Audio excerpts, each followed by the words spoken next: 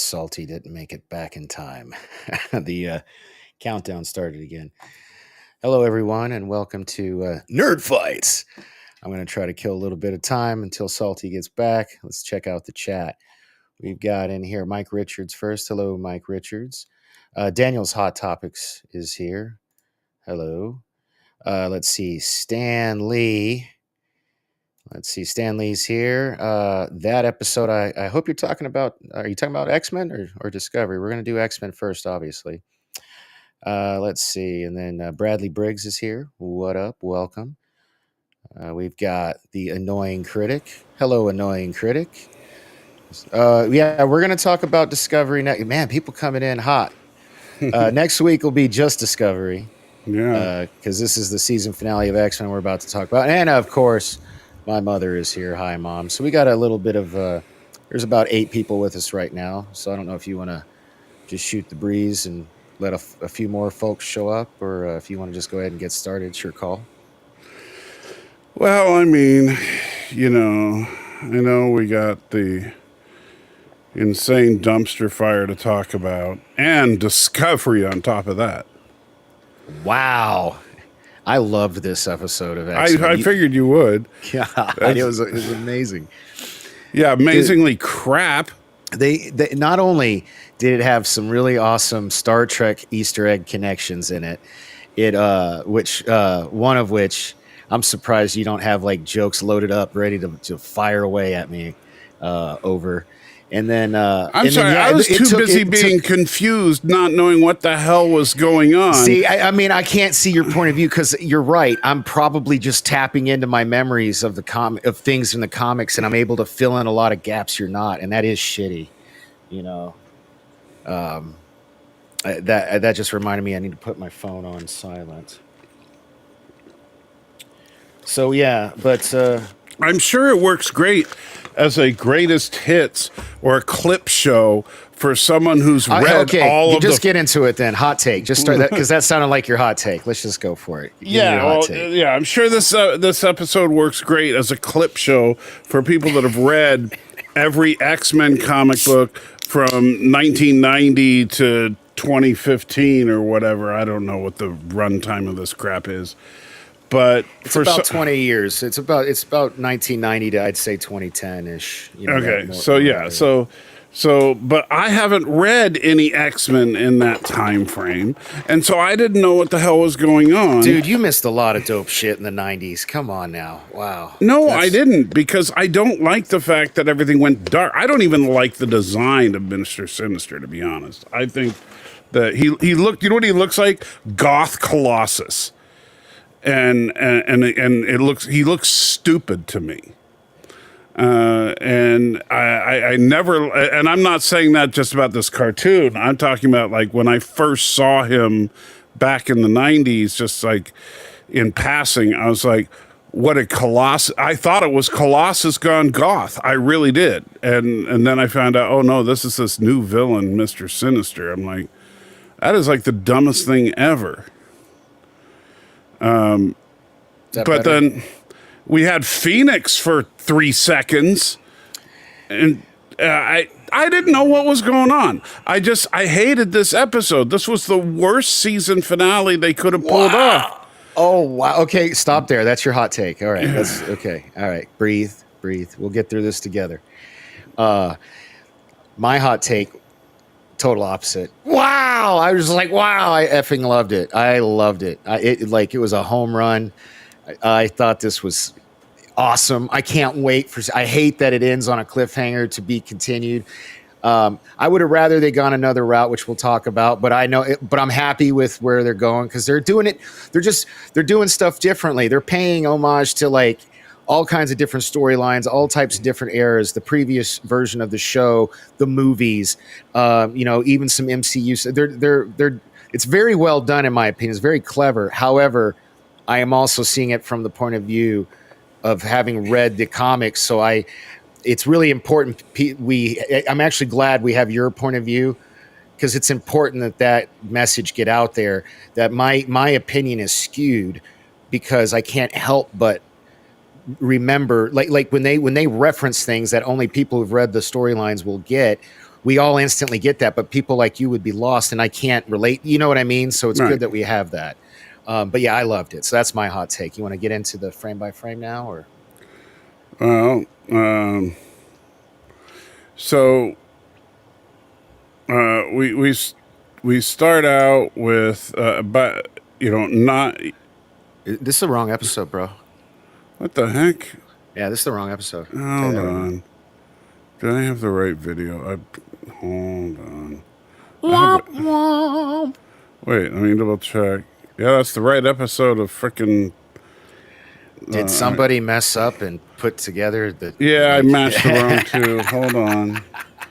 I can fix this. You can see how the sausage is made, ladies and gentlemen. So hey, while he's doing that, I'm gonna read you guys. I'm gonna share my screen, and I need to update my description on my side. But anyway, where is my critic list?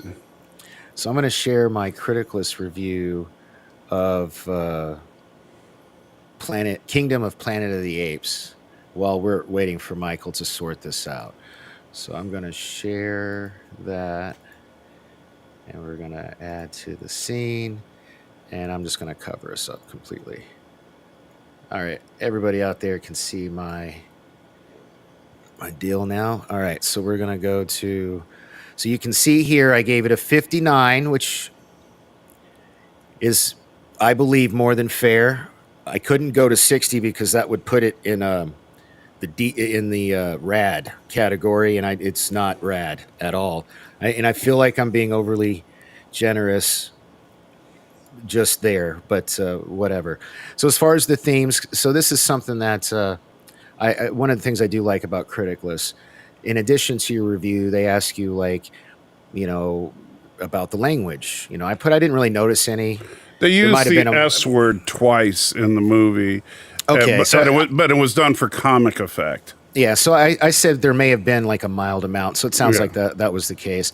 Violence, I put a lot. I mean, there's a lot of ape-on-ape violence. One human kills another human. There's a lot of death, lots of death, but 99% of it's CGI, so I would still say when it's asked if it was family friendly, I said maybe for 10 and up. I know it's PG-13, but because it's all cartoon violence, basically, if the kids get that. I mean, I saw a kid that was probably 10 or 11, at the screening I was at. He didn't cry or seem scarred at the end of the movie. It asked about nudity. And, I make a little bit I say none, but, and then I say the apes are all naked, but they're covered with fur. So... And for political bias, because it does ask that as well, I said there were more religious overtones than political ones that I could see. And that was mostly from our conversation yesterday. Because remember, I finished my review, and so... See, you write too long of reviews, man. Nobody's going to read that. A lot of people write long reviews, and the people that interact with me the most... actually take the time to read my reviews, and I take the time to read theirs because we have specific conversations about things in our reviews. So yes, but if you have a video review, you don't need that. Well, yeah, this is actually way shorter. Reading this is way shorter than watching our video. Are you ready yet, or should I read this? Have you got it? I've been ready. Okay. Well, if you're ready, then take over. I was just trying to kill time, because we're not talking about Kingdom. Well, you need to get rid of that. But this critic list, we'll talk more about them later. I love this site. It's a fun site. But yes. Now we got to move this back down. Let's see. I thought you said you were ready, Jack. Come on. Hey, I'm just getting this in position. What's your problem? Everybody watching us right now, this is just riveting. All 18 of our viewers are this is captivating. This is YouTube. Let me tell you, baby. Shut up. All right. So yeah. So we, they show in the previously on, of course. Previously on X-Men. It finishes with the dramatic scene of Wolverine's adamantium getting ripped out, which is never touched on except we see him lying in a bed. Okay, calm down. First of all, you've got the screen above us. You got to fix that. That's just driving me nuts. And then second of all, that's easy enough. So second of all, I had no problem with it. Yeah, he got effed up. Of course, you have no problem with it. You're going to give everything a pass. He's in the no. It makes perfect sense. He got effed up real bad. It'd be weird if he was just up fighting again. He's in the hospital bed the whole episode. I have no problem. What's wrong with that? Well, first of all, he's Wolverine. Second of all, that was the most traumatic thing he'd ever been through. Aside from actually they don't getting even the adamantium. talk about it. They just there are scenes where Scott comes over and says, "Don't you die on her. Do what you do best. Heal." You know, there's the moment with Nightcrawler where he turns into Jean and says, "I love you." You mean Morph? As Morph turns into Jean, yeah, sorry, and says, "I love you." There were scenes with him. You're just no, but they don't look. Don't go there. Don't just hate to hate. I'm not hating to hate. I'm hating that they made this the big ending of the previous episode. It should have been at least dealt with, but we don't even know if Wolverine's okay. I mean, I know we know Wolverine's got the healing factor. He'll be fine, blah, blah, blah. But at the end of this episode, we have no update on it. Well, Alex, if you listen to us, I'll try to read stuff, but enjoy your Ubering. Make that money so you can keep giving it to Salty Trekker to watch more perverted, highly inappropriate things. So thanks for that. He appreciates your money. Apparently he's cheap too. So. And when we start the episode, he also turns into.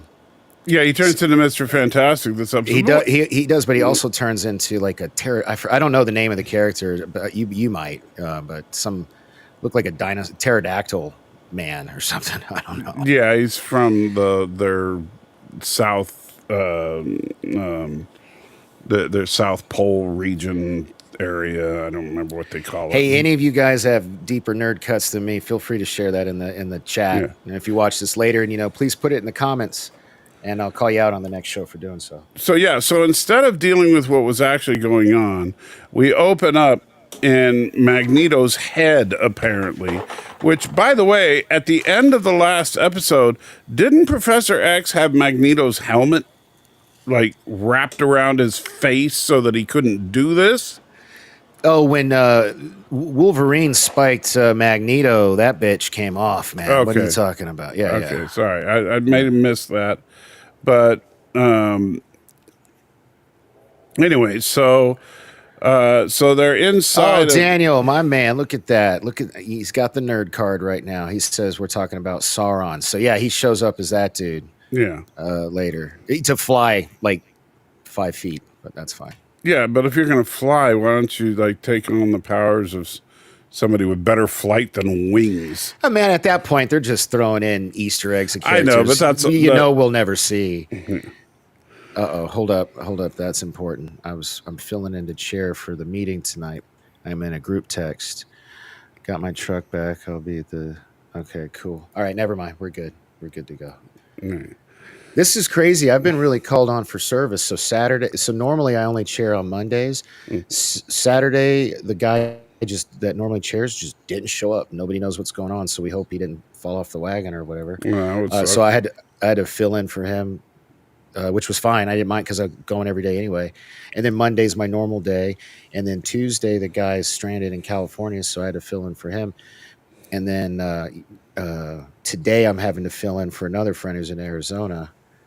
So it's just that's going to be 4 in 1 week, basically. That's nuts. I mean, I don't mind. I'm not complaining, but you seem like you're complaining. No, not at all. Just explaining. I thought this message said he was going to be able to cover tonight, and that would have meant I'd have had an extra 30 minutes with you. That's all. And I just killed 5 of them explaining that. So my bad. Yes, because So they reference this scene. This is at least the 3rd time in this season alone. Not to mention the countless times they referenced. This is supposedly, I guess, where they first met at that bar in Germany. He was talking to the UN about. They look a little. I don't know. This scene felt very homoerotic to me. Did you pick up on that? Yeah, kind of. It almost looked like they were going to kiss. But but if you listen, I don't know how much of the conversation you can play, but the way they're talking, you could totally. What if I was a mutant? You could totally. I don't know. It just seemed like a conversation too closeted gay men before it was cool to come out, or sitting down talking to each other, Yeah. sending the signals like, Well, You keep know what I in mean? mind that the guy that wrote this, he was coming from that particular Well, then it makes sense. perspective. Then it makes now I feel less weird about having that. Okay, but did you Yeah. get that vibe from this scene? Did it? Yeah, Like, yeah. It also seems weird though that this is World War II. So how old are they supposed to be? Well, this is the '90s, so let's figure that out. That's simple math. So World War II was what, in the '40s, I believe. Like 1944. All right, so let's say so let's say they were 20, 5, 6, 7, 8, 9. So they'd be in their 70s, probably late '60s, early '70s, depending on if they enrolled as teenagers or in their 20s. Yeah, but do those look like teenagers to you? Well, no, they look like this would be in the '40s. This would be right. What year is this? Right. This would be like them in 1944. Let's just say, for math's sake, it's 1947. They would be in their 20s here. They look like in their young 20s, don't you think? Magneto's always had white hair. He doesn't have the black eyeshadow on yet. Charles just looks like a fruit, and there's I don't know why you picked this to pause it on. You just made him look fabulous. It's like you paused him in the middle of saying fabulous. Calling a guy a fruit is Is that bad too? I can't do that either. Jesus, people are so sensitive. It's not like I said the other F word. You know what I mean? That you can't say anymore. That's on my list. That's on my list. yeah. I stopped myself. Fruit should be on your list. Really? Fruit should? Are you kidding me? Yeah, Daniel. So, okay. So I was just saying 47 to make the math easy because this is a 97 and I'm a simpleton. But yeah, thank you for, that's about what I thought. Mid 40, like this would be at the end or right after, right? The way they're talking. Well, I'm assuming it's towards the end of the war. And there you go. Is that a better pause for you? He would have. Yes, thank you. He looks like, hey. So since somebody in the chat wanted to volunteer to be research department, oh yeah, Daniel, do me a favor, look up when Magneto, what year the internment how his age then, and we can kind of extrapolate better how old he is here. Of course, in the movies, it makes a little more sense. Magneto was just a child. So it could be the same because the movie adapted he didn't have that backstory, and he wasn't Eric Lensher until the '90s. So you didn't even know about that backstory until you saw the movie. But the movie that came out before the movie did, though. You know what I mean? It's just after you read and before the movie came out. That time period. That's why when they made this cartoon originally, that's why they called him Magnus. They don't start calling him Eric until after that comic book comes out. Right. Every comic book I have with him, they call him Magnus. Yeah.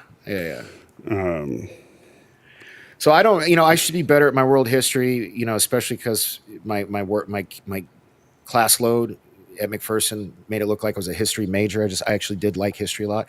But for the life of me, I can't remember. I believe it's the 30s, right? It has to be. What? For the First World War? No, the First World War was in the 19-teens. Teens, it was in the teens. Yeah, see, I'm ashamed of myself. So the teens. Yeah. So how old? So how old would Magneto roughly be then? If he was in the First World War? Wasn't the First World War when they did the internment camps? Or no? No, that's the second one. Yes, right. That's the second. The first one was Japan. Yeah. So I'm confusing them. So if both wars involved Germany. It's just that it was the he would have been. But the Second World War was the Californians specifically. Gotcha. Okay, so yeah, I killed too many brain cells, but I got to start reading again, history stuff. I'm actually reading. I need to talk to you about that. If I could get you to read this book, you could be a part of it. But we'll talk about that later. But I need to read more. About reading a book. You don't read? I'm dyslexic. What if I read it to you? That would be really weird, man. I don't think I want to sit here. We watch movies together. Instead of watching a movie together, we'll do a 2-hour Patreon. I don't want story time with Danny. It's a good book. It's a really good book. Anyway, And there's not an audio version of it, which sucks. Otherwise, I'd buy it for you and I'd send it to you. So then he would have been if let's just say he was somewhere between 8 to 12 during the internment camp period, because that would have been the mid-30s. That would make him between 18 to 22 when we saw him a second ago with short hair. Now they've gone to present day with minus the eye makeup. That happened quick. I guess because they're in the mine and it's just they're going through, and it's to symbolize Magneto probably realized, oh, this is bull, because he's starting to get his memory back now, right? Slowly. Have we gotten to that? Because the scene where they're sitting together, Magneto has got amnesia basically, right? But because he's starting to remember pieces because Charles was messing with his head. Yeah. And dude, if you freeze frame it on coming up here when they show the beam, I just want to see. So right here we're about to leave this scene finally. So this is 6 minutes and 42 seconds into this episode. Okay. They've wasted so much time on this that could have been spent on other more. Then you would have Then you would have bitched that Magneto becoming a hero, like redeeming himself again at the end of this, wasn't earned, and they didn't build enough character, and blah blah blah blah blah. No, you need all this time with the two of them, so it makes sense. So it makes sense that he does come back to the good at the end of this episode. They're retelling a story we already know. Dude, they're condensing 20 years at least of storytelling between the two of them into these short episodes. Hold on. For someone like you to be able to follow this episode, you would have already have to have read at least 100 different comics. And they're going to think you don't know that Eric went to, and Charles met during World War II and all that. That,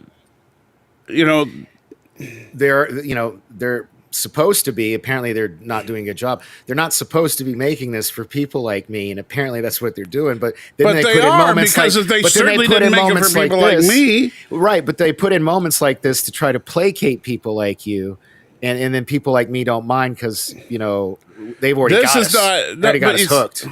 The problem is that, okay, this would be fine if the rest of this episode told a coherent story instead of just having clip show time. Let me take a look at what the chat's saying here. Oh, Dinner Bells is here. Hi, Dinner Bells. Thank you for the history update, but I was totally wrong anyway. World War I had nothing to do with what the math I was trying to do. It was the beginning, I guess, of World. It would have been right around the beginning of World. We're just trying to figure out Magneto's age, and it didn't matter because we're already back to here. But thank you for doing that, Dinner Bells. Magneto. And he says the scene in the bar is set during the 60s. No, I'll take his word. It's set during World War II, Daniel. How could it be in the 60s if it's set during World War II? You see the tanks rolling behind them.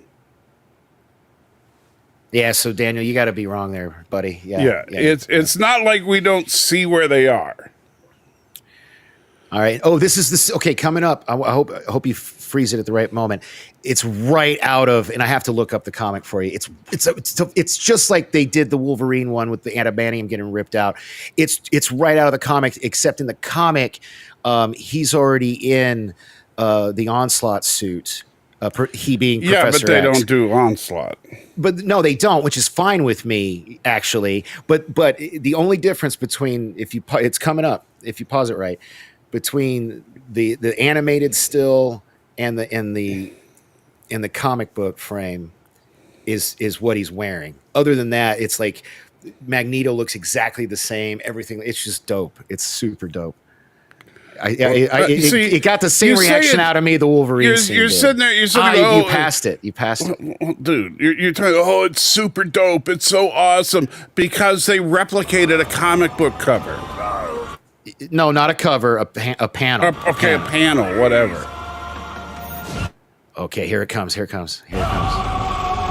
That right there. It's the only, even Professor X's mouth, the only difference is he's not in the Onslaught suit. It's the only difference in this shot right there. And I squealed, man. I was like, "Oh my god, that's so awesome!" You know, it was cool. It was cool. It was meaningless. Okay. Because here's the problem. Professor X is the most powerful telepath on the planet. Right? Yes. Yeah. He's okay. Yeah. Magneto would not stand a chance against him.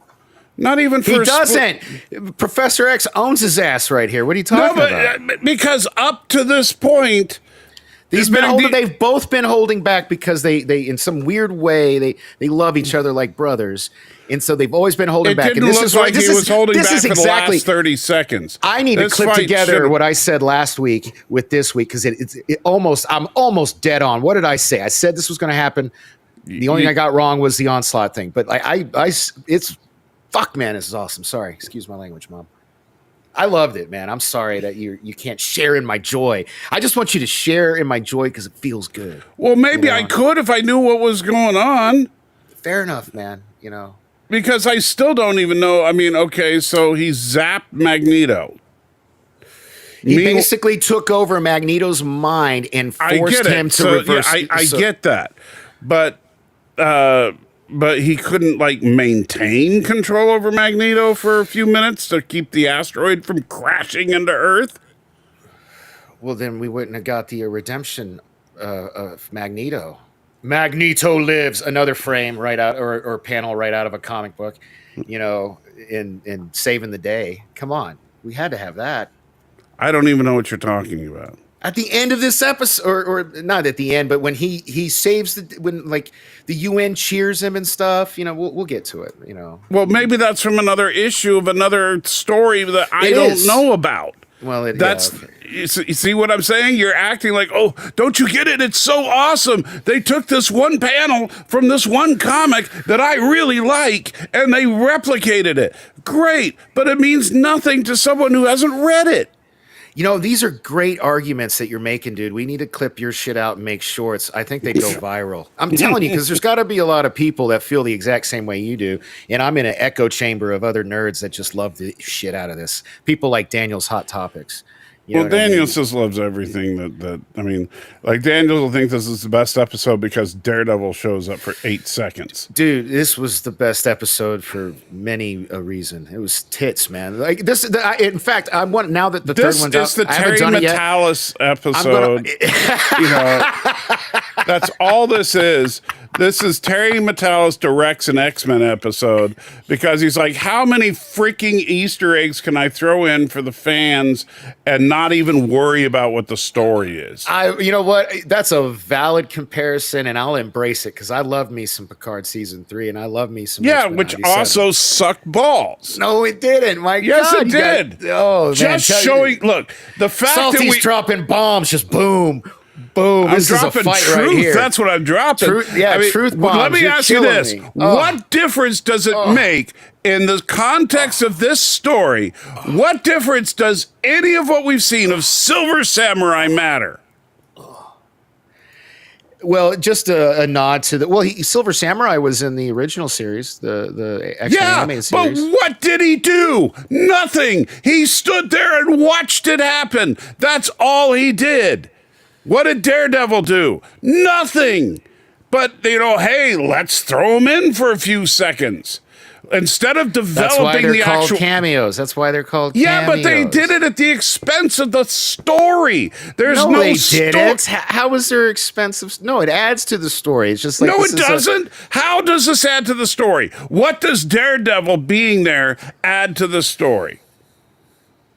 I don't understand what this comment means. Is this like a callback to something? Daniel says you're speaking French. Is he just saying he doesn't understand you? Like he likes it, or I guess. I need some clarification. So you tell me, what does Daredevil add to the story? What does Captain America and Iron Man add to the story? It's just showing that we're in a universe where all of these characters coexist. Then have them do something. Why? Maybe they will eventually. Something. I mean, yeah, but you know what? We had Captain America say stuff to Rogue a few episodes back. Yeah, and I didn't complain about that. Yeah, look, see, It expands. Man, This doesn't expand the universe. Okay. This is just I'm rope-a-doping your ass. You're losing this particular argument. I'll give you the one. I'll give you the earlier one, and I'm sure it'll come up again where, but this is no. This is none of them say anything. None of them do anything. They don't They're need just to. standing around. They're cameos, man. You're telling me, hold on. This is the X-Men, not the Marvel Universe. Hold the F on. Okay. No, this is the Marvel Universe. It may not be the MCU, but it is the Marvel Universe. And you're telling me that a giant asteroid is crashing down, getting ready to wipe out humanity, and Iron Man's just going to stand there going, well, that sucks.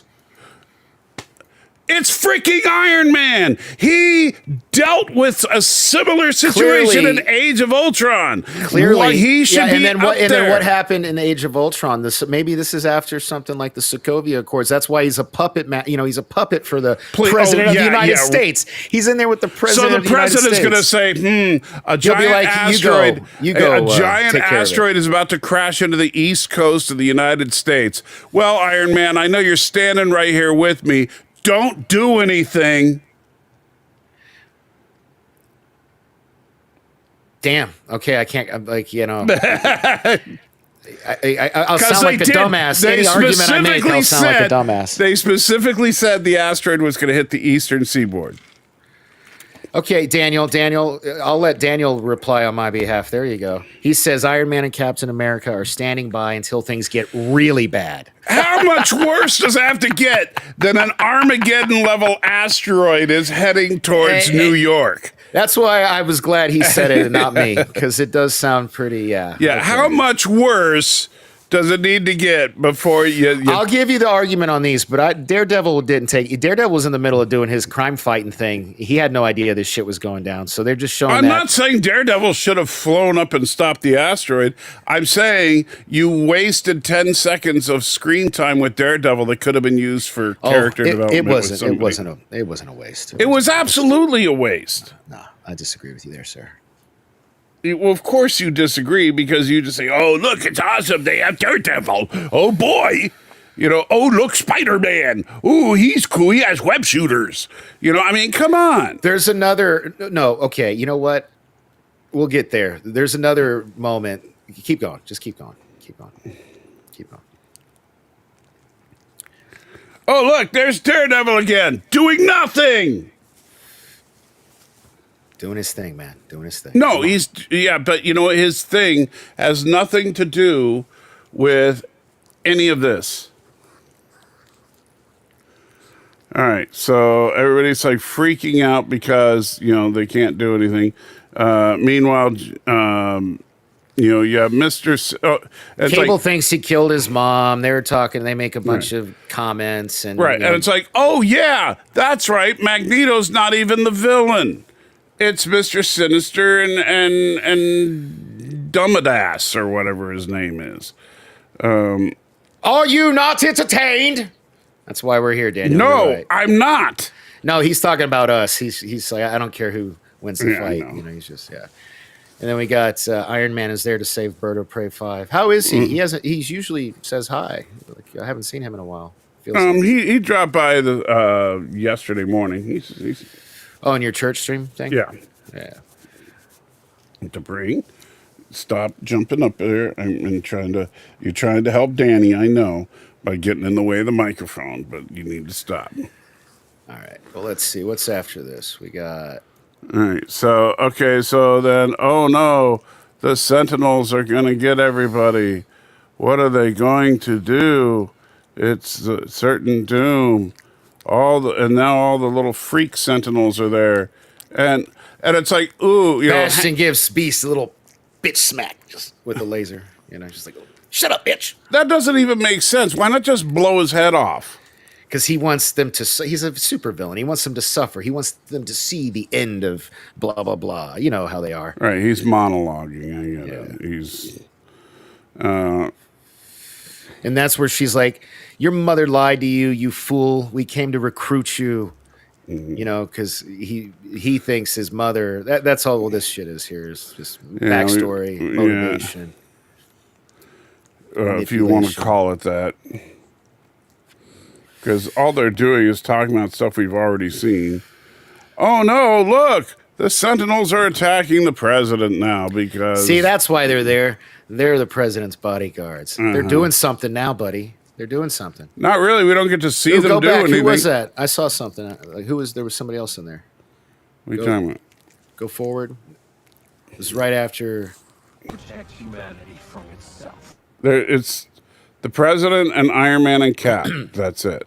Right. No. Then there, like right. Something happens. Well, there's Black Panther. Black. Okay. That it was a flash and you missed it. Okay. Black. It was black. Okay. That's. I was Yeah. like I saw a cape with Yeah, because that serves a purpose. Look, Black Panther. People think he's cool. Well, it's just shown that they're also invading Wakanda. These Sentinel things. That's the purpose of that. Yeah, we knew they were invading everywhere in the world. You don't have to show us every popular character from the MCU. Why not? Because what's the point? I mean, look, if they were about to launch this style of animated, like if they were going to expand the 97 verse to include all these characters in their own shows, stop hitting play. Against them. Sorry. Then That's a good pause right there. Look at that. it's not even a good picture of him. Sure, it is. His face looks moldy. Okay. All right. Good God. Anyway, When we get to Discovery, you're probably going to tell me what a work of art that. Never mind. dude, we'll get to Discovery. Yeah. Anyway, what I was saying is if they were about to do a 97, a Daredevil 97 and an Avengers 97 and all that, fine. Then it would make sense. Oh, look, we're showing you all these characters that are going to get their own shows. Hey, man, no. I actually like this. Not every character needs a spinoff. They don't. No, Not yet, You don't need every character to have a spin-off. That's true, but at the same time, then don't waste time. This is It's just showing it's you absolutely a waste. There's no point in it because every there's second no point in it. We're having the same argument over and over every again. single frame that they spend on Daredevil, Captain America, Black Panther, Iron Man could have been used on Wolverine, and it would have served the story better. Every frame could have been used trying to explain why the hell we have 4 villains in this story, which is 3 too many. First of all, we know why. Sinister's a carryover from the original show. Bastion's the one that's been introduced in this show. I know who they are. You don't have to list them to me. I'm saying that it's stupid to have this many villains all at once doing their evil schemes. And, Why is that? The X-Men have a team. Well, they're not a team. Magneto's not teaming up with them, and Bastion's plan by himself would have been more than enough to take on the X-Men. Yeah, but he's playing Sinister. Oh, look, Phoenix. That was freaking random. No, they did that a lot in the. Unfortunately, I mean, but they've been they've been foreshadowing Phoenix coming back this whole series, the whole series. Yeah, for 10 seconds? I mean, look, she's that done. And we never see Phoenix again. Phoenix, who could single-handedly defeat every villain in this whole series. Well, that's why they always get rid of her because right, of so that. don't bring her in. But they did it in the comics. It makes sense. They're just being consistent. Yeah, you're right. She's in it so short. I can't. There we go. Okay. Yeah. I get that shot. There's Phoenix. Yeah. But they did it so short that it was as pointless as Captain America and Iron Man, except at least Phoenix said a couple of lines. Guys in the chat, come on. We got... and there's no explanation as to why Phoenix just kind of pops in and pops out. Back me up here. I mean, come on. This is. Look, I'm sure in the comic books. books there's dozens of issues that explain why the Phoenix Force just at random times. They actually never explain it. It's not. I'm kind of. So it's just as stupid in the comics. It is. Then why bring it into the show? Because it's a trope in the comics, I guess. I don't know, man. I mean, they didn't do it in the old X-Men series. They don't need to do it now. All right, let's move on. You want to take it? Well, you keep moving things around. I don't know why. And I was trying to do it, but you. All right, there you go. There you go. Yeah. Right. Anyway, so Phoenix shows up just long enough to take Mr. Sinister and turn him into take away his powers, so he grows the age he's supposed to be. Right. He's lucky he didn't turn into dust. Quite frankly, that would have been awesome. You know, why would that be awesome? This is stupid as it is. That would have been like kind of gory for a kids show. You know what I mean? Like, so Phoenix can just take your powers away. I guess sure. Why not? That's what happened here. I mean, she said she could, and then she did it. So that's how I know, because she said it. Dude. Okay, yeah, that was beat up. He rips his arm off and beats him with. That's literally like when people talk shit, like wrestlers or big macho alpha men about to fight at the bar. I thought of you when he did that, by the way. I thought, you know what, Danny is probably crapping his pants with how much he loves this. That's exactly what I was thinking. So then Bastion turns into this weird version of like Archangel or something, and which, gee, spoiler alert, wonder who's going to show up at the end of this. But and so, why Phoenix didn't take care of Bastion too? Who knows? Who cares? It doesn't matter because it looks cool. Wow. Okay. That's the point. Phoenix could have taken them both down, right? Yeah, but where's the stakes in that?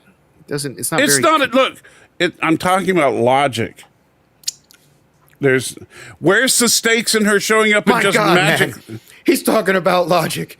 I'm talking about X-Men 97. Sorry. I'm saying that if Phoenix is going to just randomly show up when Mr. Sinister has the upper hand and take him out, why doesn't she take out Bastion as well?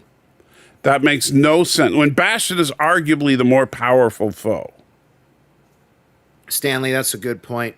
That'll help somebody like me, because I remember I was bitching and complaining about how lost I was. Yeah, and yet you keep defending this one. Different points of view, man. Now I know what Jason was talking about back when we were watching Ahsoka with him. Thanks, Stan. That was a good point. So, here's one of the rare moments where we actually acknowledge, oh yeah, Wolverine is near dead, but fuck him. Oh my God! Wow, dude, your language. I know. Well, that's how mad I am right now. Nobody cares. Meanwhile, we're back in Magneto's head for no reason, and then we're out of his head again, and now Professor X is psychically warning everybody, oh no, the asteroid's coming down. So I know that you thought those were the bad guys, and you thought Magneto is a bad guy, but the real bad guy is a falling rock. That's the real villain. Falling rocks. It's the real threat. So Roberto's like, you know what? I know that 5 minutes ago I was trying to kill you, but I'm on your team now. And Rogue's like, you know what? I know 5 minutes ago I was trying to kill you. He was trying to say I love you, and she's all like, she calls them lovebirds or something smart. Yeah. I can't remember exactly. Yeah, but it makes no sense because Roberto just smacked her around a little while ago. So, And he said, I'm sorry. I didn't mean to hurt you, blah, blah, blah. And she sucker punched him. That worked real well for Hank Pym, didn't it? Oh, wow. Ooh, that was a dark joke. Okay. Well, you do know that that's how it originally was. I know. It was like an one of those. accident. It's one of those things that, like, if you read the comics, you know, and if you don't, you don't. You don't have to explain it. It's dark. Right. Yeah. Well, I'm just saying, he accidentally smacked, Jan around and all. Yet he's gonna say it anyway. And Okay. he's the worst person ever. Roberto does it in the animated series for kids, and it's all good.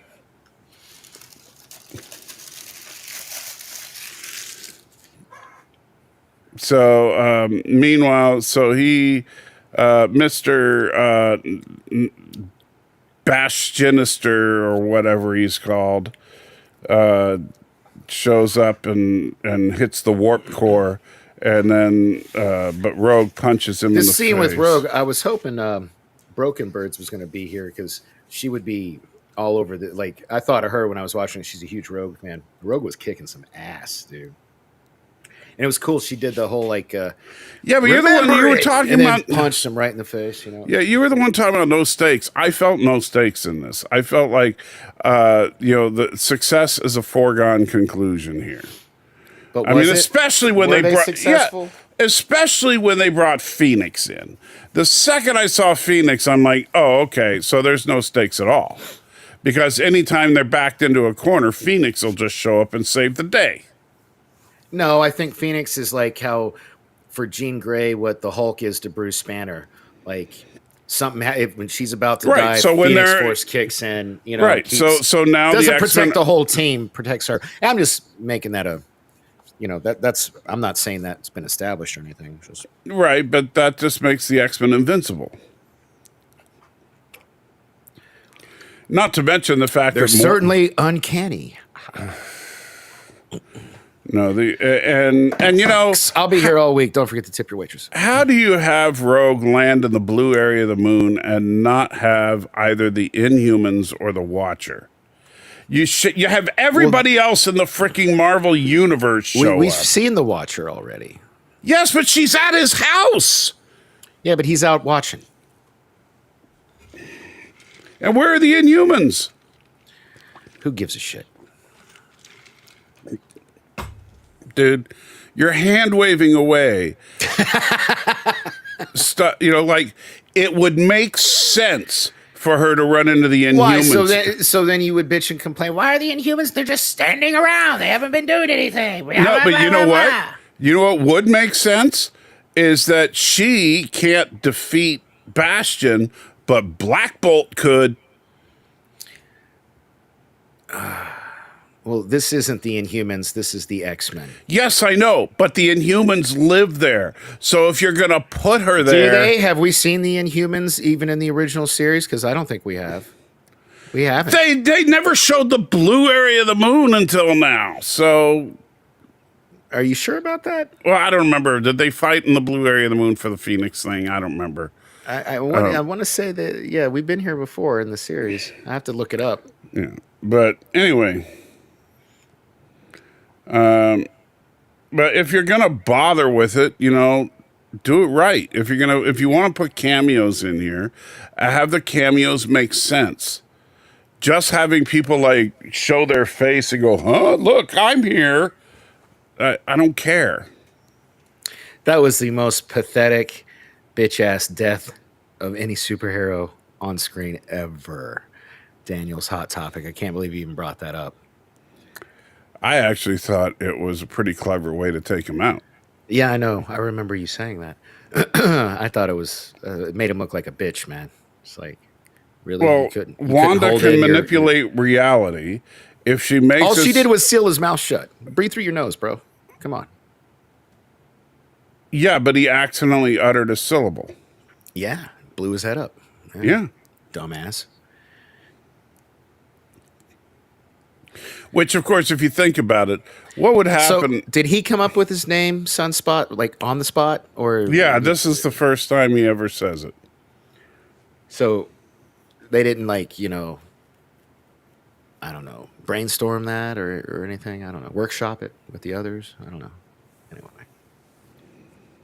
that's where my brain goes to random little insignificant shit like that because I'm enjoying it.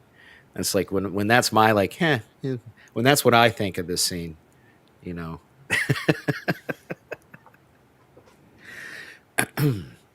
You okay? You having a stroke? No, I'm just. Meanwhile, yeah, T'Challa's now talking to the president about, hey, we're all screwed. And Captain America's like, yeah, we're all screwed because, us Avengers are going to sit around on our butts and do nothing. Look at that. What a good pause here. Look at that. Eric Lenscher, David Hembler. That's got to be Ian McKellen.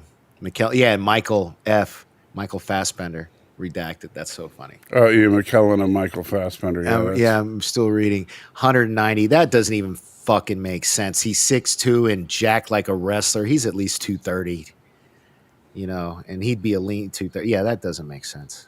Mutant team affiliation. I love the fact that they have the official Marvel scale of like strength, intelligence, speed. Status, widowed, children.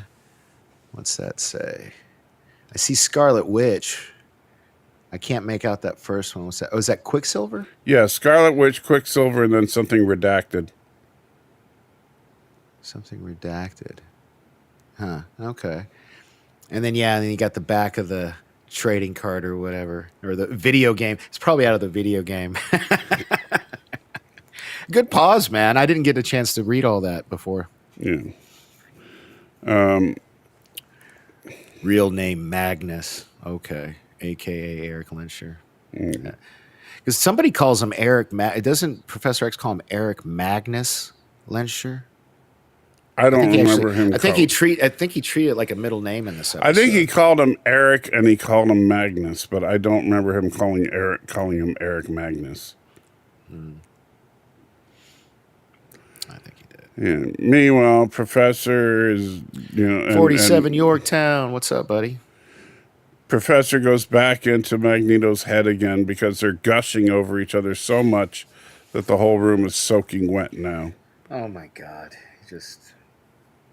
You're about as bad as watching, MSNBC. You really are. Really? Yeah. You just don't even hide your bias.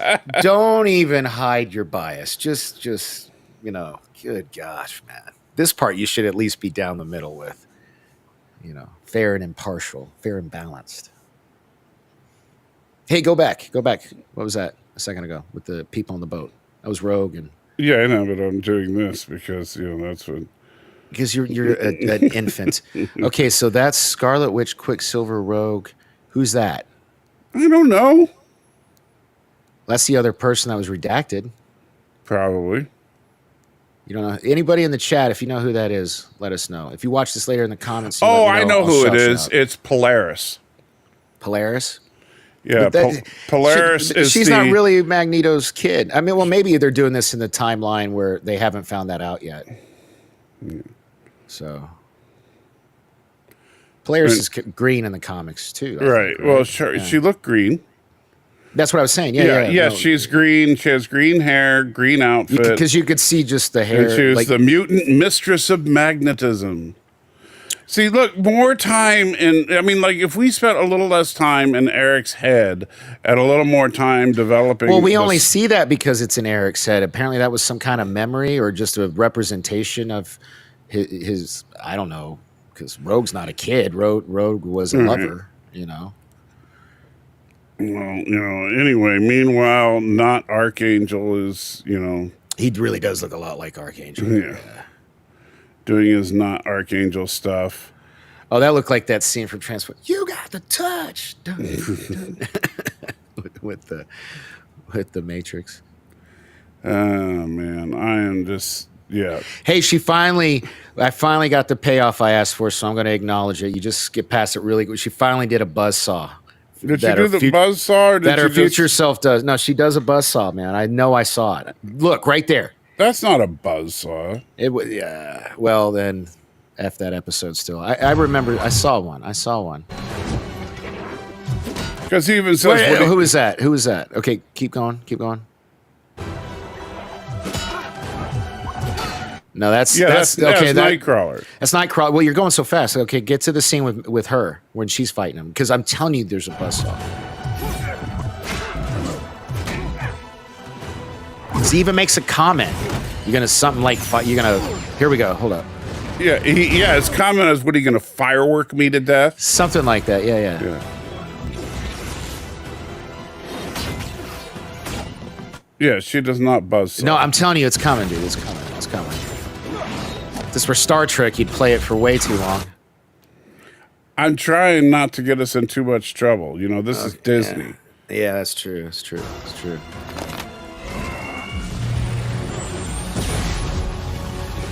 And by the way, this is a trope that I know they do in comic books and stuff all the time.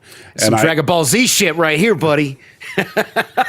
You don't watch Dragon Ball Z or anything? No, I do not. Okay.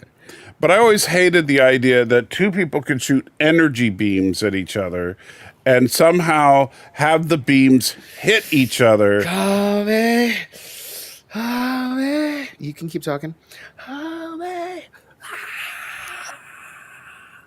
That's what that's like right there. That's exactly what that's like. Okay. Anyway, because these are two different types of energy being fired at each other. The energy would just pass through each other and hit. Hey, Donnie. Hit each other. You'll never hurt my family again! So he's going Super Saiyan, right? Isn't that what you call it? Yes. Yeah. Super Saiyan there. Shouldn't he have just taken his glasses off for that? Probably at that point. That'd be like Super Saiyan God or whatever. Levels. Forms.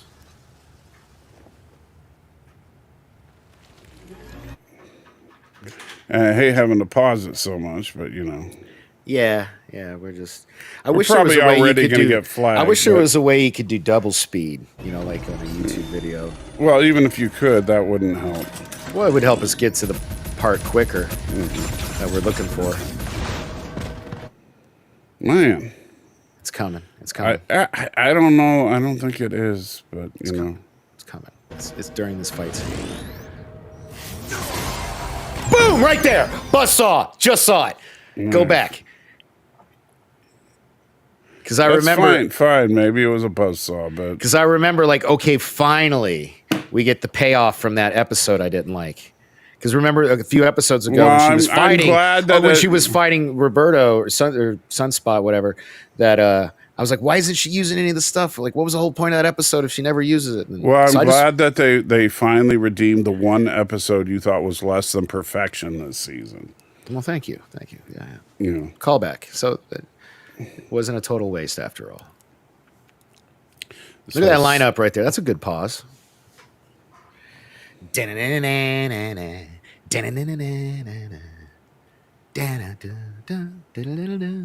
you gonna go on? Or there we go. all right. So they fight.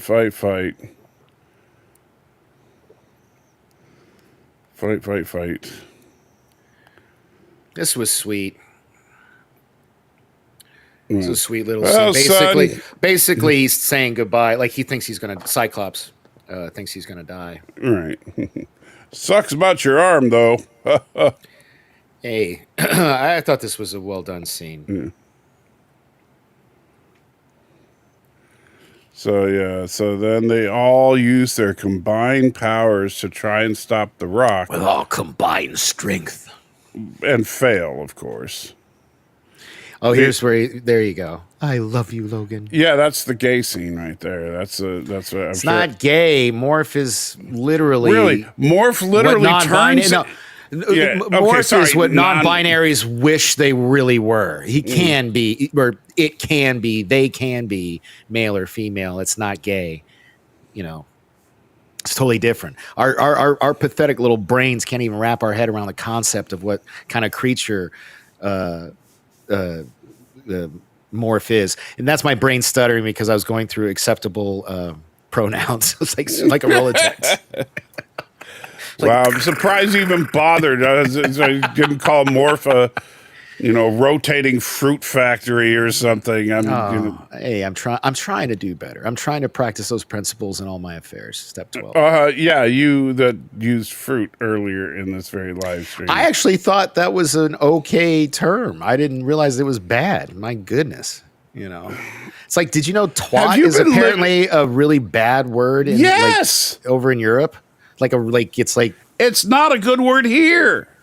come on, twat, you little twat. Dude, stop There's nothing wrong saying with it. that word.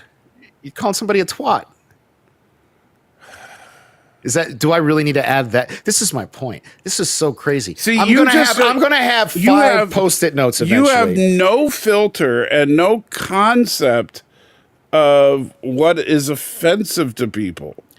I guess not. I've been living in my own alcoholic bubble for so long, but I'm learning. I'm trying. You know. No, you're not learning. That's the problem. No, I stopped myself from using the R word. There's proof. You didn't stop yourself. You used the word yesterday. Well, yesterday, but I didn't today. I started to say it today, and I did it. Well, that makes it all better. Then. Well, it just shows progress. I practice progress, not perfection. Okay. Mm-hmm. So here's your. They're going on a date scene. You're terrible. My goodness, man. What? Look at them. You get on to me about words, yet you're this homophobic slant you're taking here is even worse. I'm not being homophobic. I'm not saying there's anything wrong with the fact that Professor X is showing him what he wants to do right now. Okay. These are two straight men helping each other out in a dire situation. Nothing more. Well, you mean it's two straight men where one of them is mind raping the other? Welcome, Cap. And yes. Right? I guess the C word is a classic. See, I said C word. I didn't, I'm shocked you did. Well, look, the only people that get offended by that word are cunts anyway, so what's the big deal? Oh man, I didn't mean to say it. Never mind. That went horrible. Really, you didn't mean to say it. See, and you think that's funny. No, I'm sorry. I wasn't No, going to say you're it. not. That's the problem. That's why I get very frustrated with you about it. Because you just think it's no big deal and nobody cares. Yeah, you're here trying to insinuate that two straight men are being inappropriately homosexual with one I another. didn't say anything about it being... I think that's worse. First of all, I didn't say there was anything inappropriate about it. Okay, all right. I didn't. You insinuated that it was inappropriate. I just said that they were being homosexual. Oh, Mom, delete that before he gets mad at you. That's why I said the C word. Anyway, yeah. What did she say? Don't look. Mom, come on. Take that down. You see, no wonder I am the way I am. Look at the mouth on her. It's terrible. It's terrible. Terrible. Terrible. Oh my God, I didn't mean to do that. I was trying to delete it. I was trying to take dude. Hold up. See that you do that and you act like, oh, I didn't mean to do that. And it's like you're really trying, you're daring YouTube. You're just like, come on, I dare you to mess with us. And I really wish you wouldn't do that. Oh, thanks, Cap. My mom is awesome. Yeah, thank you. Sometimes when she's not doing too much cocaine. Booger sugar. Like she clearly is today. Anywho, so thank you to the 26 viewers we still have left. And look at that. Look how scared he looks.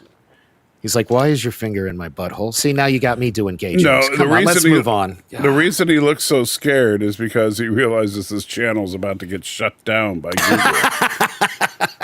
Okay. I really need to get on a better med cocktail here. You do, because...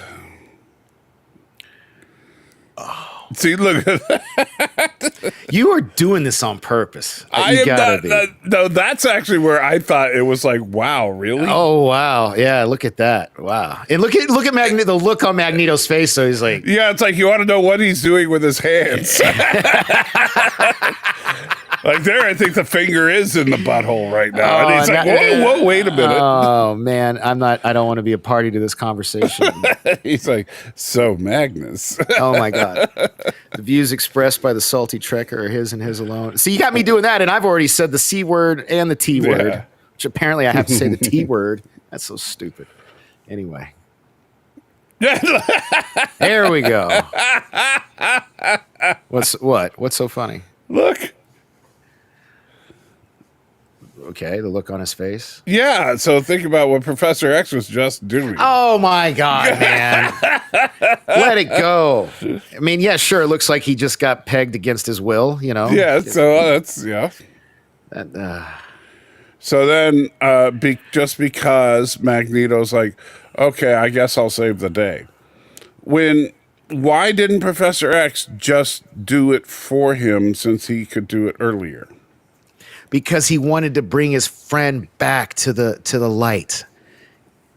He wanted to reach into the dark side of his mind and pull him back into the light. Yeah. You wanted to reach into something and pull on something. What is wrong with you, man? Oh my God. All right, so then they destroy the asteroid, and cut to everybody. It's 6 months on the later asteroid. now. Yeah, everybody on the asteroid is thought dead. There's a little memorial outside the mansion.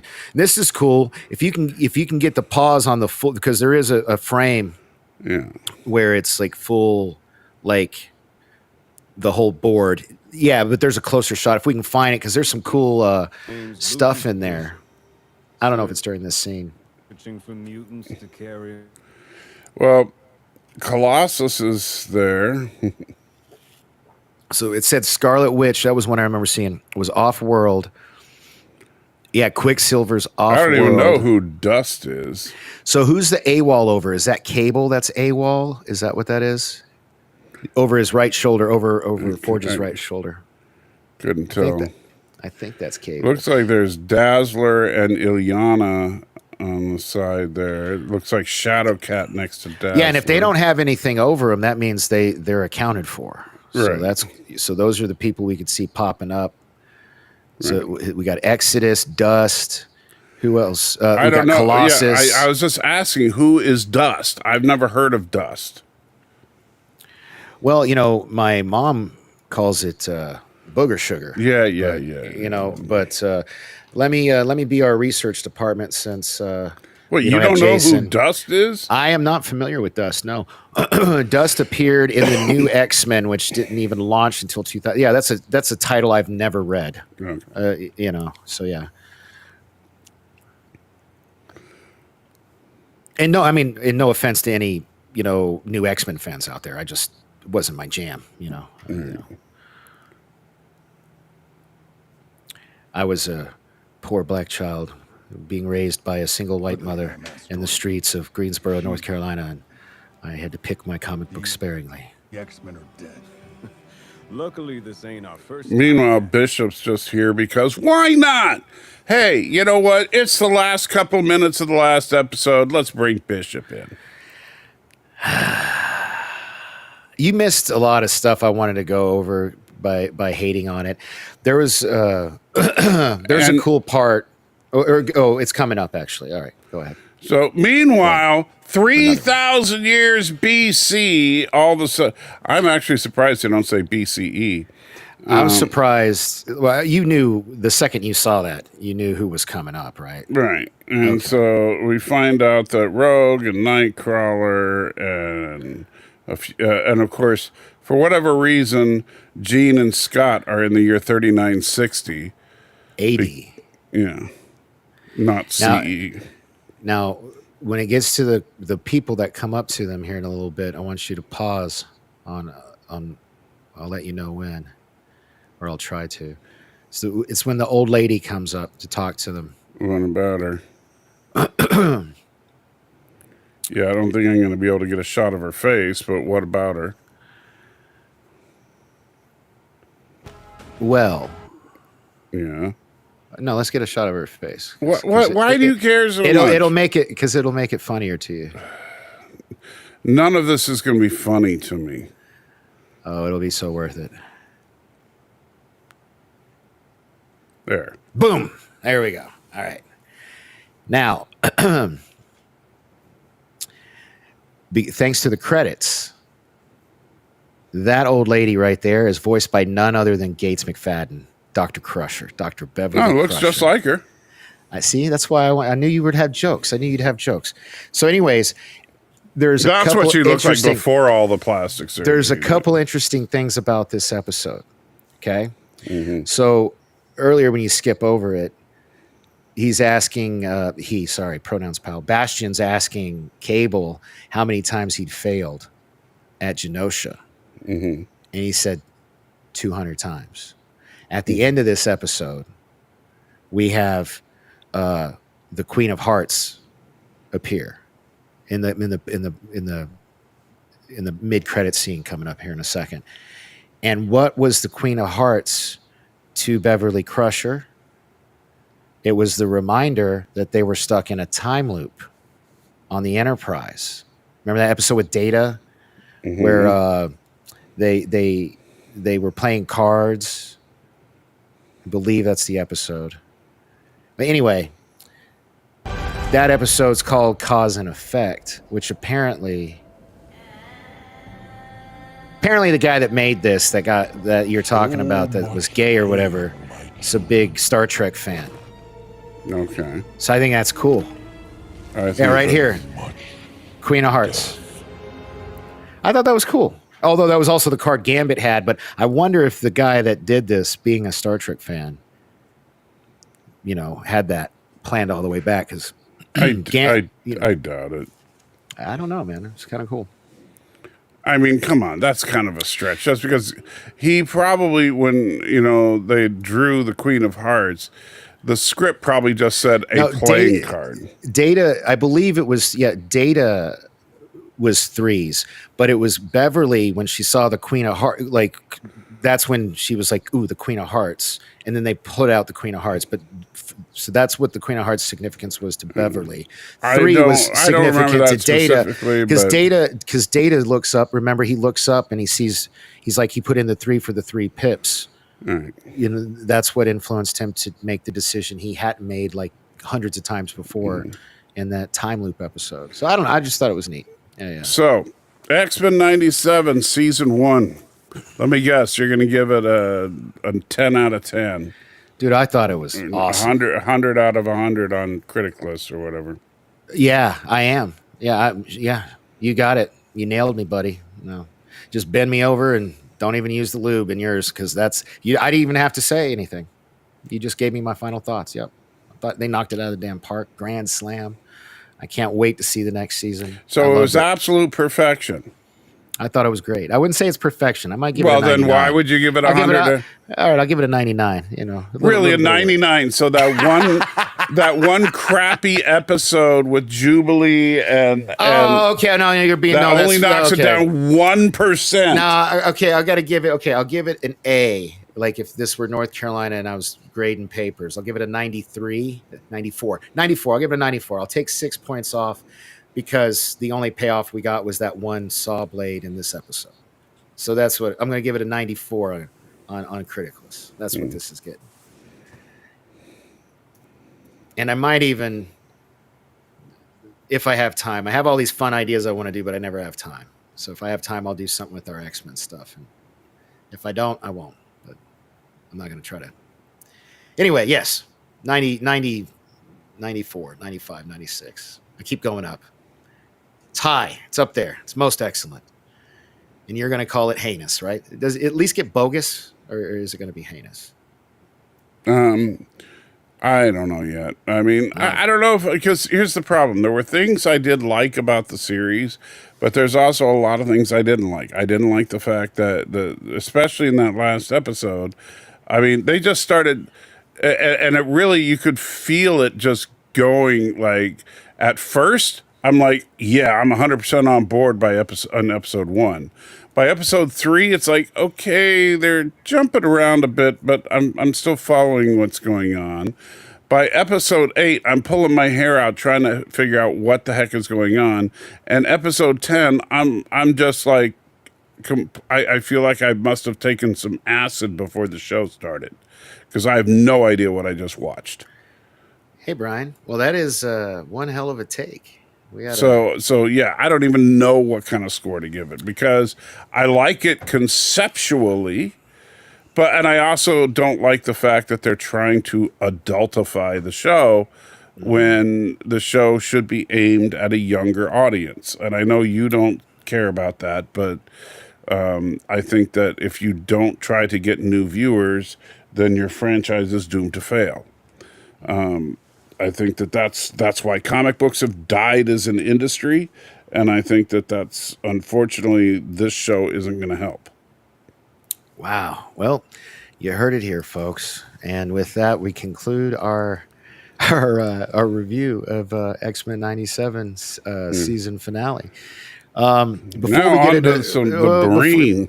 before we get to Discovery, though, let's do our midway sponsor break. If you could take care of that for me, I'm going to use the. I don't have it queued up or anything. Yeah, it's right there. Here, I tell you what, I'll do it. I'll do it before I go, and then you take it. I'll pass you the baton, buddy. I'm surprised you don't And just now, key on your camera. A word from our sponsor.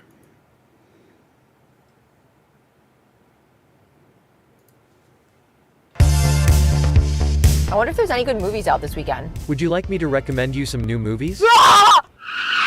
Oh my god, what was that? Hello, my name is Lit. I am your in-car information system. I can give you recommendations for any type of entertainment. Would you like to hear about the most popular movies in theaters today based on critic scores from Rotten Apples? Okay, yeah, I would, actually. The #1 movie in the country this weekend is about a homosexual chipmunk who learns how to play chess. This 4-hour epic displays 10 full chess matches in real time. No, absolutely not. That sounds literally horrendous. I can't even believe that's real. Okay, well, the second highest rated movie, with 98% on Rotten Apples, is about a poor starving girl living in the 1920s who finds refuge in a cannibalistic swinger commune, where they all learn the value of love while feasting on the flesh of the innocent.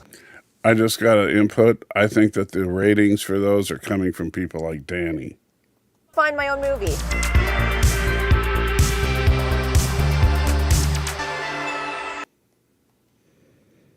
So, yes, criticless, because critics suck. And now, I got that. Now, you got me thinking. Let's do this. Let's go to add new layer, text. Grab my keyboard. Okay, and go.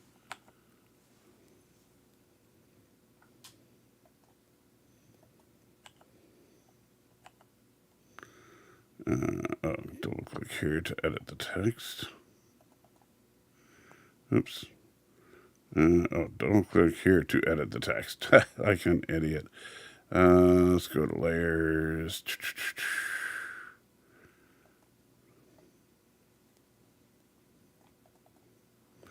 Okay. What are you doing there? Double what? What are you doing? Double. You'll see. Just give me a second. Okay. Well, I'm back. Did you talk any about Criticus, Yes. or did you just play the video?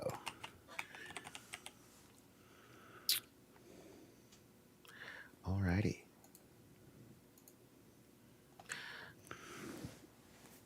We're getting this sausage being made. You see, you got put the critic list back up. Oh, well, it's too late. It is not. But that one? Whatever you. Oh, that. I wonder if there's any good movies out this weekend. Would you like me to I am so sick of this. Honestly, I'll just find my own movie.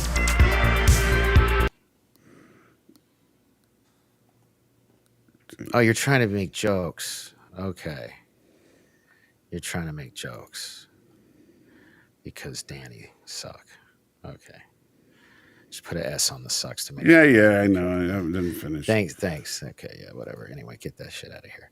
All right. Well, yeah, the point is go to criticlist.com, or if you want to get the app, have it on your phone. It's available both for Android and Apple products. Check it out. I do think that you're the one that rated that movie about the cannibalistic commune so high. I think that was you. Not a chance. All right. Although it was like an episode of The Walking Dead that it kind of sounded like. Yeah. But yeah, let's get so we'll at the 1 hour 20-minute mark, we will begin our coverage or review rather of the latest episode of Star Trek Discovery, Labyrinths. This ought to take about 10 minutes. Yeah, probably. All right, so It's so funny. We spend so much more time. We spend at least an hour on the 30-minute show, and we spend like 10, 15 minutes on the hour-long show. That's just well, that unfortunately this so this season of Discovery, while overall I don't find it as offensive as some of the prior seasons, it's suffering heavily from wash, rinse, repeat syndrome. we're getting started now, Brian.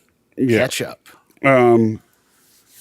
Because unfortunately this is yet another fetch quest episode, and I understand they set that up. No, the Breen are the stupid costume the Princess Leia had in. Well, they changed it a lot. That's what it used to Yeah. look exactly like that. Right. Yeah. Now it only vaguely resembles it. Yeah, but anyway, but that's because these are 32nd century Breen. Yeah. But anyway, so I know they set up that we gotta travel the universe and find these different clues. It's basically the TNG episode The Chase, but stretched out over an entire season. And that's the problem. We don't need that. It doesn't need to be that long. At least Especially with this being the final season. Right. You know what I mean? And what sucks is that they bring in a genuinely good new character with Rayner. I like Rayner a lot. He's the only thing I like. He really is. He's, I really do like him as a character. There's some interesting dynamics between Michael and Book, but they're not really delving into it much. And instead, they just keep going on these fetch quests, and they think we're going to be totally enthralled with how cool and clever these fetch quests are, but they're not. I mean, the everybody run around the Tower of Love and watch Tilly sacrifice herself, and now we have the Michael Burnham solve the Labyrinth puzzle. And we had other, I'm just not interested in these fetch quests. They're not making the quests interesting enough. You're preaching to the choir. You sound like me from that Tilly episode. Yeah. So hot take, our hot takes are the same, basically. Right. So I'm not saying the season sucks. I'm saying that there's way too much repetition going on right now. Way too much, especially for this to be the final season. Now, granted, they didn't know going in this was the final season. Still, do better. I mean, you can do better. And, honestly, with what's going on with Maul and the Breen was way more interesting. And, that took up, maybe 10 minutes of the episode? So, Well, that shit with Maul was ridiculous. You mean to tell me, really, all of that every one of those Breen are going to just go, oh, well, she killed our ruler. Oh, I guess we'll follow her now. It's like, this isn't the Terran Empire, man. This is, that was not earned. That seemed like, that was a huge leap for me that I totally don't buy. It's... They say that they did say in some of the scenes that the Breen apparently regard tradition extremely highly or whatever, but apparently not their boss, I guess. Well, that was the whole thing. That was why they followed her, because she was pointing out how stupid their boss is. So we got Miss Not Klingon bringing him onto the library to look at the latest clue. She's at President Red. She's President Red species, I think. No, she's not. Why not? She looks just like because they're Deltans. She would be bald if she was President Red species. No, he had white hair, and so did the other alien. Yeah, he had white hair, but he didn't have bumps on his head. Yes, he did, man. Oh, I'm looking that up. Yes, he did. He did not. I will bet you money he did not. Oh, I'll take that bet. All right, $10 right now. You guys are viewing it live. What's his name? I don't know. Let's see. Okay. Red Foreman. Kurtwood Smith is his real name. Okay. Yeah. You're going to find it before me, probably. Yeah, I already got it. He has small ridges on it. But nothing like what she has. Boom, look at this. Oh, it looks exactly like it looks nothing like hers. Oh my gosh, hold up. I'm pulling this up. This is ridiculous. And this is on Memory Alpha. How do I share this? Let me share this. killing me.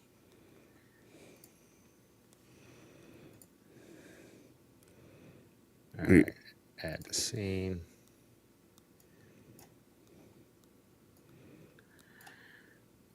Really, is this the best you can do? You can. I have an ad blocker, and then this is what I get. All right, there we go. Check it out. So look, yeah, he's got the same right there. That hers there, are way more defined. Hers there. almost look like a Klingon. At 32nd century, I think she's this species right here. That's what I think. Well, he's at least in all the written material, he is Deltan. But why don't you look him up? See what does it say? What species he is? That's what I'm doing right now. Yeah. Oh! What's this? They're even saying that right there. I mean, I don't know, but why is her picture? No, that's there? just saying recent images, and it happens to have her. Let's see. So what? Wouldn't they tell you like what's a species? You'd think that would be. They'd have like a stat card looking thing. All right. Oh, he's an Afrosian. There it is, right there. Unnamed. He's an Afrosian, huh? Yes, Afrosian.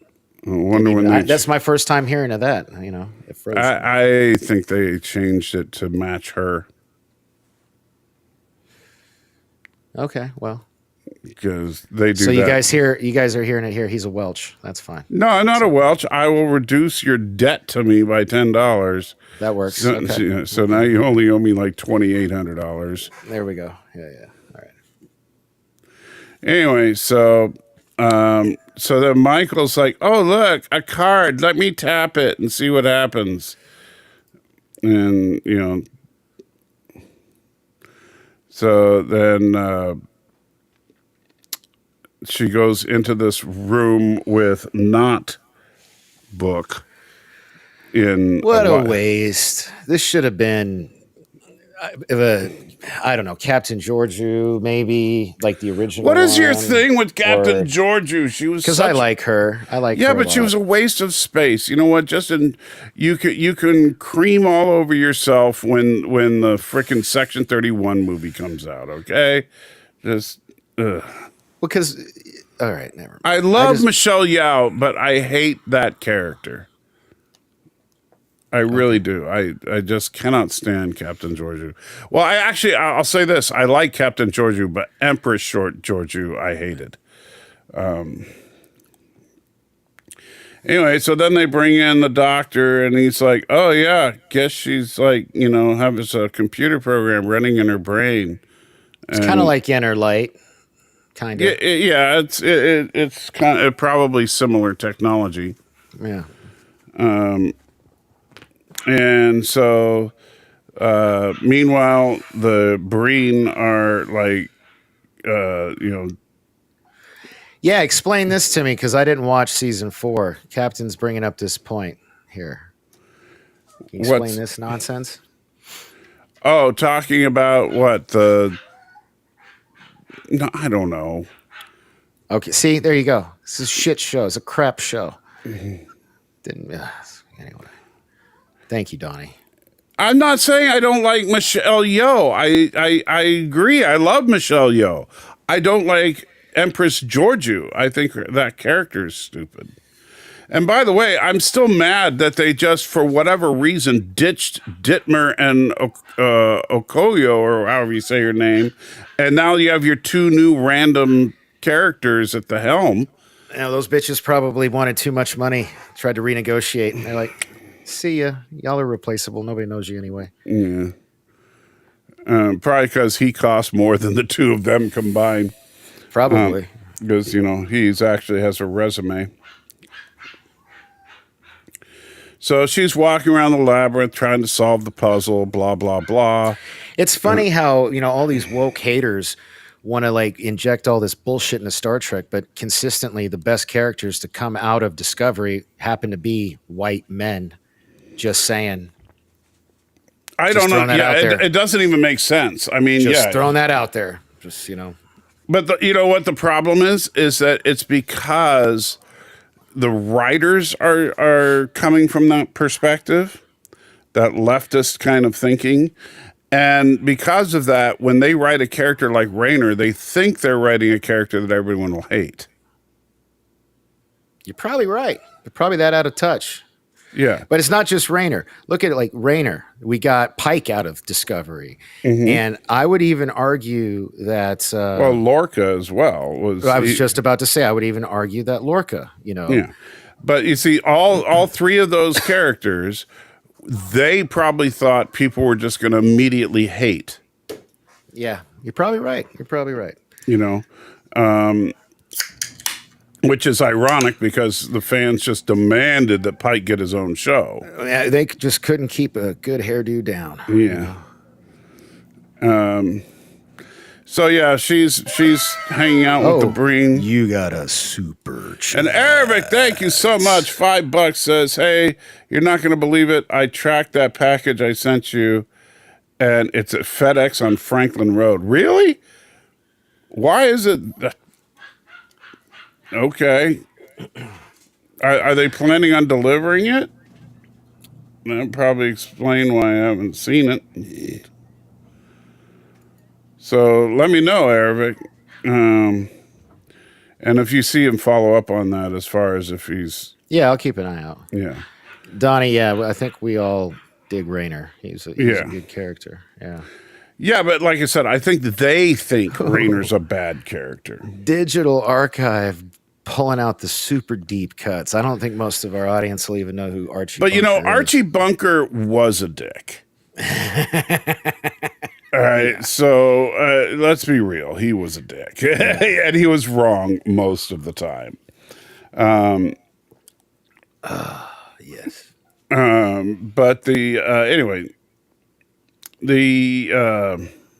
Still rocking 28 folks. Thank you all for hanging out with us. Yeah. So we had Rayner and Book getting ready to defend the place, while meanwhile the Breen are going to invade. Nobody really cares. It's like the Breen are so OP with that dreadnought. Why don't they just like come in and blow everything up? There's Zarovic's response to you, buddy. They could just destroy it? That's weird. Okay. What'd you FedEx, ladies and gentlemen. FedEx. Yeah, what did you send them an atomic bomb or something?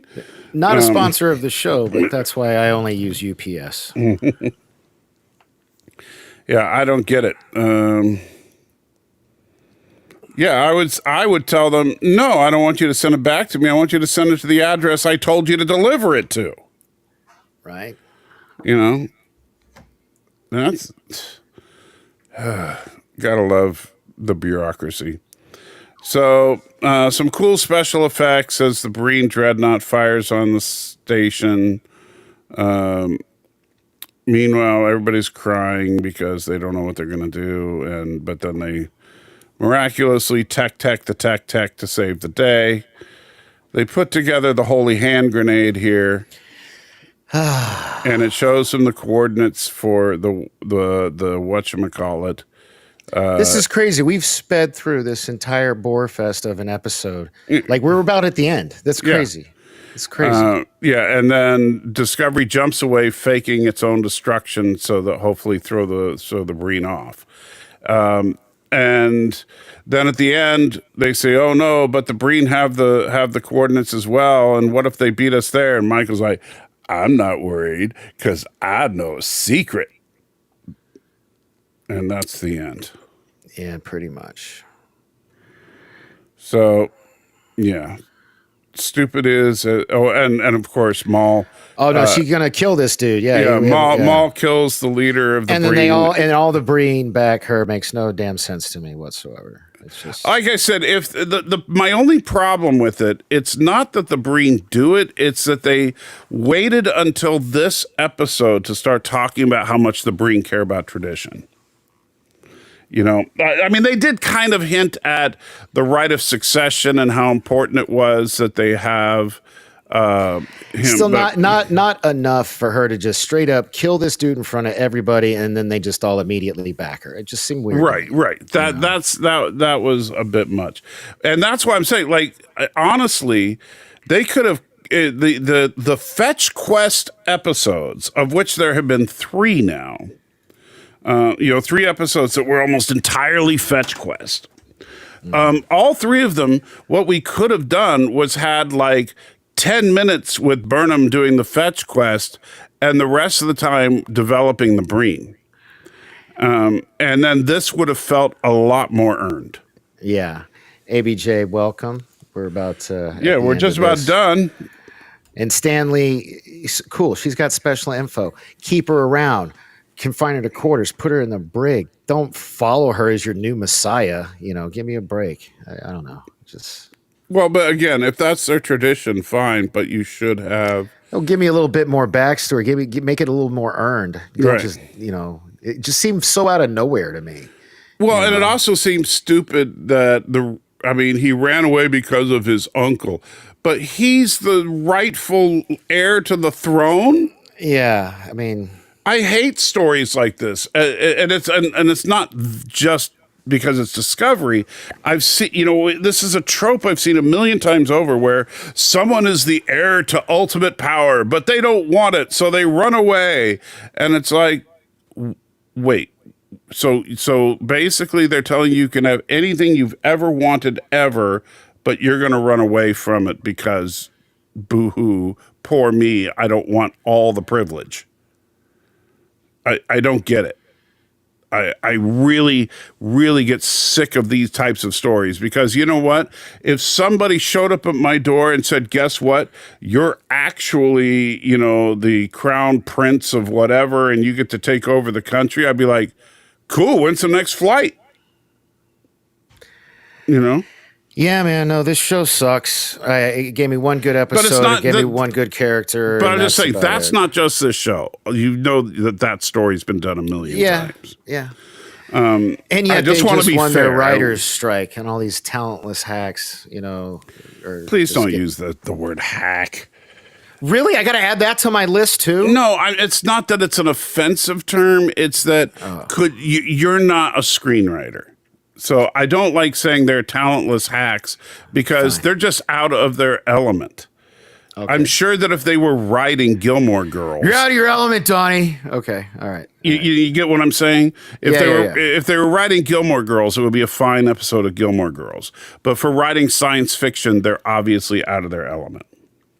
Clearly out of their element. Yeah, and so I know people, but you see, people like to throw the word hack around, and I think that's unfair.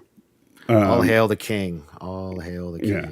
And that's why, like, I got mad at people because they were, J.J. Abrams is a hack. No, J.J. or Ryan Johnson's a hack. Ryan Johnson's actually a really good director. The problem is he shouldn't have been allowed anywhere near Star Wars. Yeah. Well, Jay Aldridge says he can't believe he liked this episode of STD. What'd you get, chlamydia or something? I heard Cam Patterson make a joke about chlamydia not being so bad the other day. So you're gonna have to clarify that, and take the medication. It'll clear Jay, are you okay, buddy?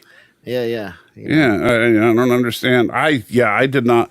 It's like I said, it's not that this episode was offensive to me. It was just repetitive. I already knew what was going to happen. Burnham's going to solve the puzzle, and the only thing interesting that happened was the change of power in the Breen.